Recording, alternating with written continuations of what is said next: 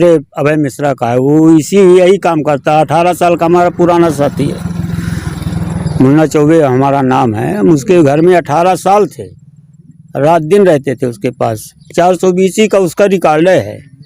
एक तरफ कार्यकर्ताओं को हतोत्साहित करने का काम, दूसरी तरफ सिमरिया क्षेत्र के लोगों को आए दिन अपमानित करने का काम।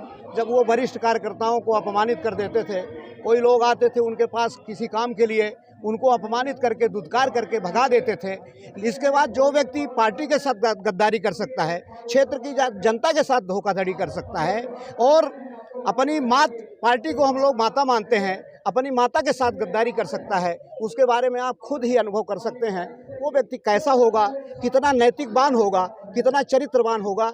वो जब भारतीय जनता पार्टी में जनपद के अध्यक्ष हुए थे तो 7 करोड़ के व्यक्ति थे और आज वर्तमान में 200 करोड़ 300 करोड़ के व्यक्ति बने हैं।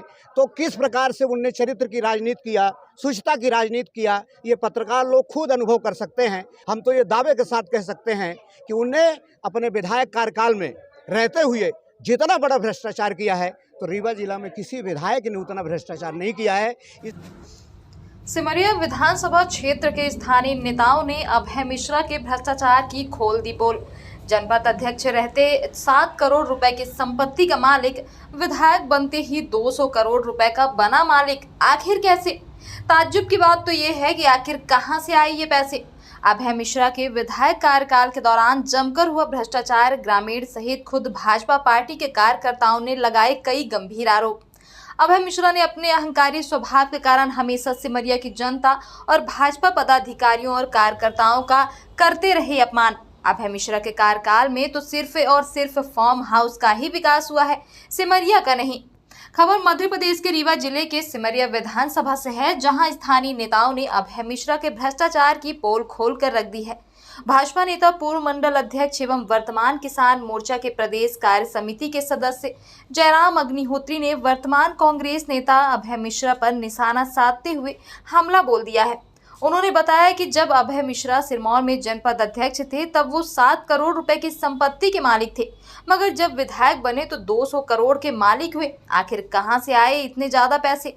यानी कि जब से विधायक थे तो अपने कार्यकाल के दौरान जमकर भ्रष्टाचार किए हैं और शायद इसीलिए राजनीतिक शुचिता के ध्येय पर चलने वाली भारतीय जनता पार्टी ने अभय मिश्रा को बाहर का रास्ता दिखाते हुए दोबारा विधानसभा चुनाव में पार्टी से टिकट ही नहीं दी।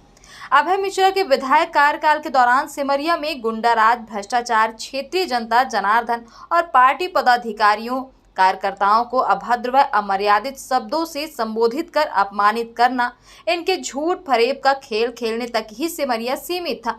अभय मिश्रा अपने कार्यकाल के जिन विकास कार्यों की बात कर रहे हैं, दरअसल वो विकास कार्य भारतीय जनता पार्टी की सरकार द्वारा किए गए विकास कार्य हैं, ना कि अभय मिश्रा के। बल्कि नई विधानसभा बनने के कारण यदि अभय मिश्रा द्वारा किंचित मात्र भी प्रयास किया गया होता तो और भी विकास हो सकता था। अभय मिश्रा ने सिमरिया का विकास करने में कोई भी योगदान तो नहीं दिया, लेकिन जब जब मौका मिला है तो सिमरिया के विकास को रोकने में कोई भी कसर नहीं छोड़ी है, जिसका सीधा सा उदाहरण आप सबके सामने रख रहा हूं कि बसामन मामा के पास टमस नदी पर नवनिर्मित जिस उन्नत पुल का श्रेय अभय मिश्रा लेना चाह रहे हैं, उसी पुल का निर्माण कार्य रुकवाने के लिए जिला पंचायत अध्यक्ष रहते हुए अभय मिश्रा ने पत्राचार के माध्यम से रुकवाने के लिए एड़ी चोटी का जोर लगाया।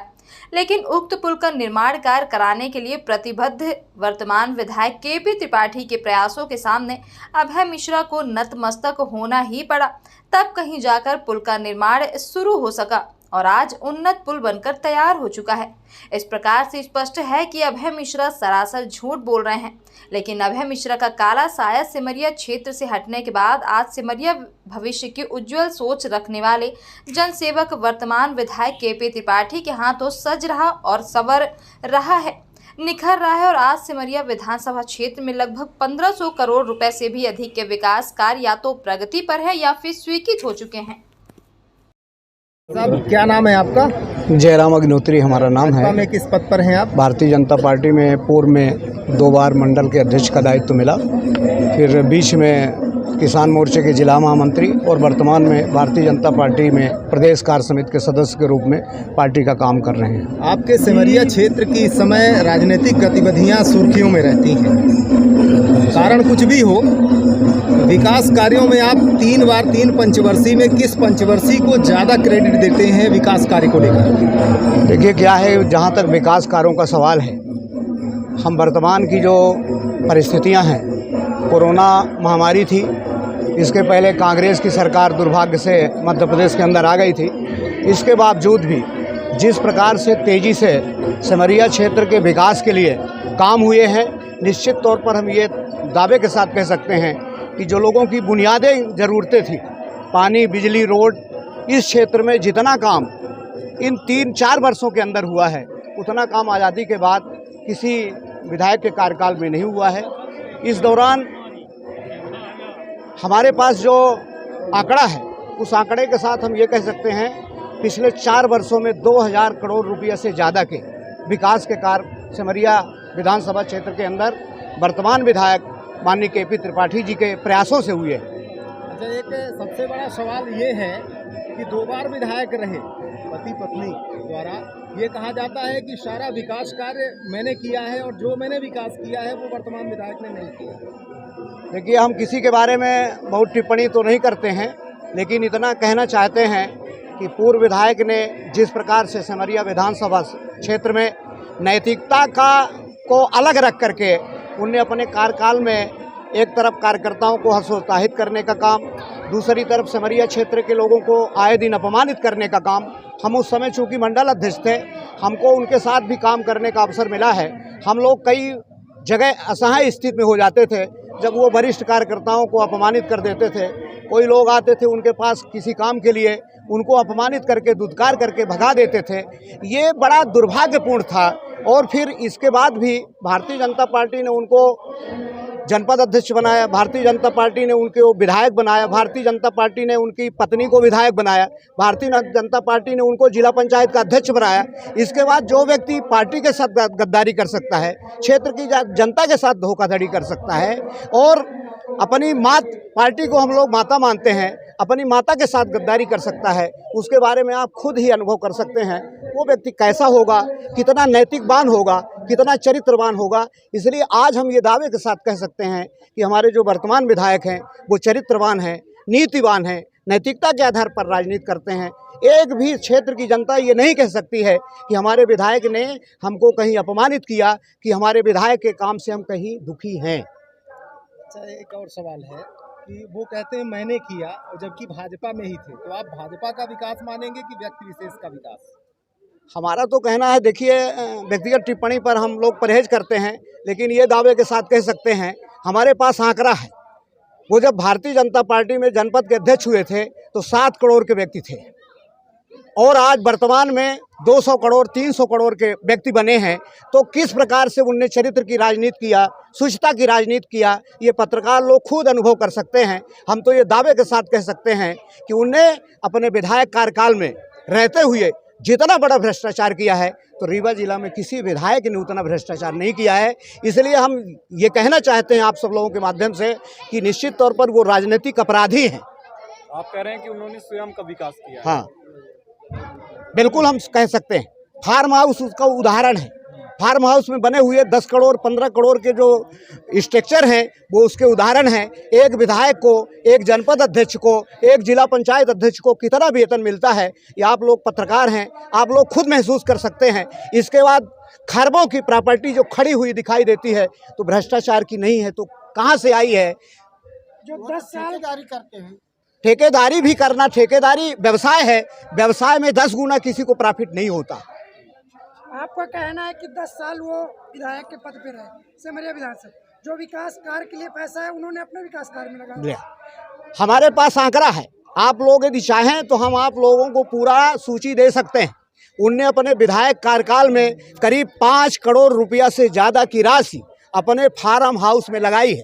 फार्म हाउस का रोड हो, चाहे फार्म हाउस के लिए बिजली गई हो, चाहे वहाँ से तिघरा मार्ग गया हो, वो उनने भ्रष्टाचार की सारी सीमाएं लांघी हैं।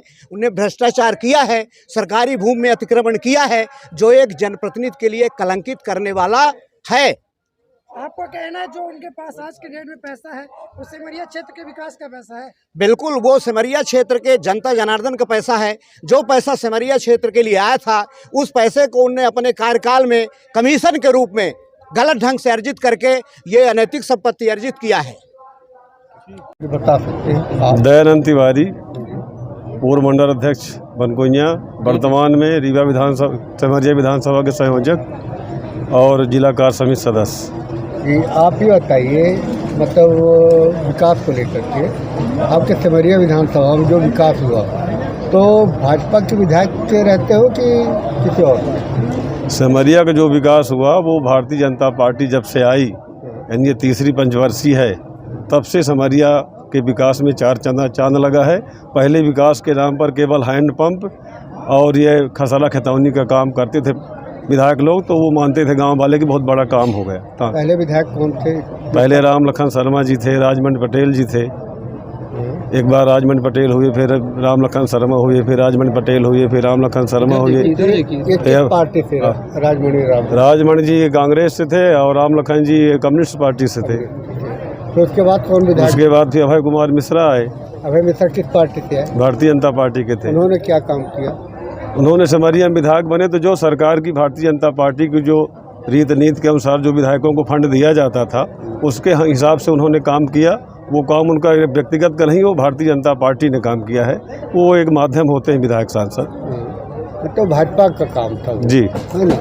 और वर्तमान में क्या हालत है आपकी? वर्तमान में अभी हम दावे के साथ कह सकते हैं कि रीवा में 8 विधानसभा है, तो आप उनका लेखा जोखा ले लें। हमारे यहाँ 1200 करोड़ के काम अभी मंजूर हुए, अभी एक 3 महीने के अंदर, जिसमें से 326 करोड़ रुपए केवल बाणसागर से नल जल से पानी लेने की स्कीम आई है। और इसके अलावा 178 गांवों में ये वाटर उससे पानी खेतों के जहां पानी नहीं पहुंच रहा है, तो खेतों में पानी पहुंचाने के लिए उसमें से 158 करोड़ रुपए आया है, जिसको हम उससे पाइपलाइन के द्वारा, लिफ्ट इरिगेशन के द्वारा पानी देने का काम करें। कोई भी सिमरिया विधानसभा में कोई गांव न रहेगा जिससे जिस गांव में हर खेत को पानी न मिले। अभय मिश्रा जी जो आपके विधायक थे, आप उनके कार्यकाल में मंडल अध्यक्ष जी, वो अभी जिला पंचायत अध्यक्ष रहे। उनका कहना था कि जिला पंचायत अध्यक्ष पद में रहते हुए सर्वाधिक राशि उन्होंने यहाँ पंचायतों को विकास काम के लिए। ऐसा कोई काम नहीं दिखता। जब जिला पंचायत थे, जब वो विधायक थे, तो 2 पुलिया दिख रही हैं कि बथरा की पुलिया बनी तो दिख रही कि विधायक थे, राजेंद्र शुक्ला जी ने उसका उद्घाटन किया, सरकार से पैसा मिला। लेकिन कोई बड़ा काम नहीं दिखता कि उन्होंने पैसा दिया हो, कोई पुल बनी हो, कोई बड़ी रोड बनी हो। किसी व्यक्तिगत अपने चहेते सरपंचों को, ठेकेदारों को दिए हैं, लेकिन वो बड़ा काम फ्रंट में नहीं दिखता। जयराम जी को